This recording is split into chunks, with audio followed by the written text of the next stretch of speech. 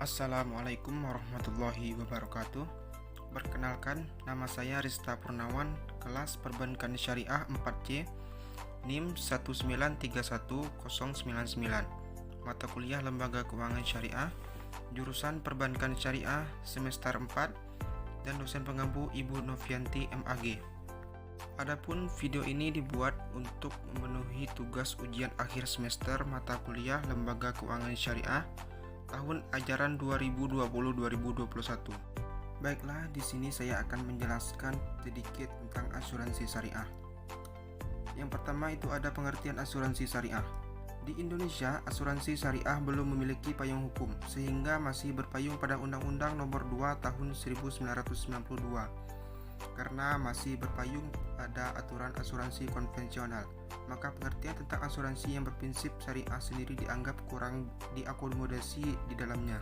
Pengertian lebih spesifik terdapat dalam Fatwa DSN nomor 21/DSN MUI-10/2021 tentang pedoman umum asuransi syariah. Disebutkan bahwa yang dimaksud dengan asuransi syariah adalah usaha melindungi dan tolong-menolong di antara nomor orang melalui investasi dalam bentuk aset dan atau baru yang memberikan pola pengembalian untuk review menghadapi risiko tertentu, seperti risiko truk akad atau perikatan. Yang syariah adalah akad yang tidak mengandung goror, maisir, riba, zulm, riswah, atau barang haram dan maksiat.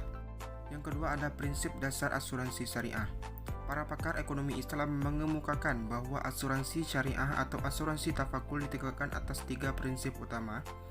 Yang pertama, saling bertanggung jawab, yang berarti para peserta asuransi tafakul memiliki rasa tanggung jawab bersama untuk membantu dan menolong peserta yang mengalami musibah atau kerugian dengan niat ikhlas, karena tanggung jawab dengan niat ikhlas adalah ibadah.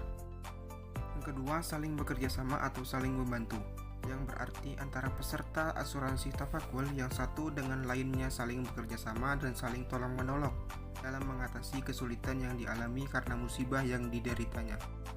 Yang ketiga, saling melindungi penderitaan satu sama lain, yang berarti bahwa para peserta asuransi tafakul akan berperan sebagai pelindung bagi peserta lain yang mengalami keselamatan berupa musibah yang dialaminya. Selanjutnya terdapat kendala dan strategi pengembangan asuransi syariah. Dalam pengembangannya, asuransi syariah menghadapi beberapa kendala, diantaranya yang pertama, rendahnya perhatian masyarakat terhadap keberadaan asuransi syariah yang relatif baru dibandingkan dengan asuransi konvensional yang telah lama dikenal oleh masyarakat, baik nama dan operasinya. Yang kedua, asuransi bank yang banyak berpeluang untuk berhubungan dengan masyarakat dalam hal sumber dana atau pembiayaan. Yang ketiga, asuransi syariah sebagaimana bank dan lembaga keuangan syariah lain masih dalam proses mencari bentuk.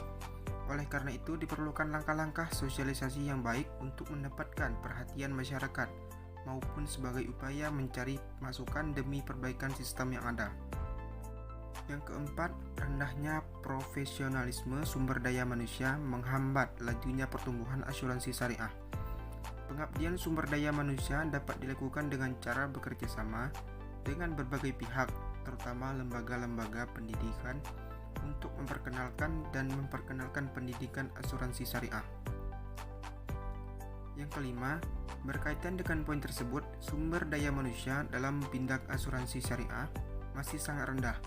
Masih sedikit minat masyarakat untuk mengkaji masalah-masalah yang berhubungan dengan asuransi syariah dibandingkan dengan kajian bank syariah. Yang keenam, kurangnya sosialisasi kepada masyarakat tentang keberadaan asuransi syariah, sehingga kurangnya perhatian masyarakat tentang pentingnya keberadaan asuransi syariah. Masih banyak masyarakat yang belum mengerti apa itu asuransi syariah, baik dari nama maupun operasionalnya. Yang ketujuh, masih terbatasnya produk-produk yang ditawarkan oleh asuransi syariah. Agar asuransi syariah dapat berkembang, maka diperlukan beberapa hal sebagai berikut. Yang pertama, perlu strategi pemasaran yang lebih terfokus pada upaya untuk memahami pemahaman masyarakat tentang asuransi syariah. Yang kedua, sebagai lembaga keuangan yang menggunakan sistem syariah, tentunya aspek syiar Islam merupakan bagian dari operasi asuransi tersebut. Yang ketiga, dukungan dari berbagai pihak, terutama pemerintah, ulama, dan masyarakat diperlukan untuk memberikan masukan dalam penyelenggaraan operasional usaha syariah.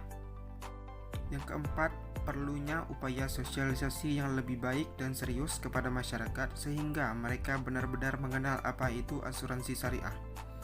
Yang kelima, peningkatan produk-produk asuransi syariah sehingga lebih beragam dan sesuai dengan kebutuhan masyarakat.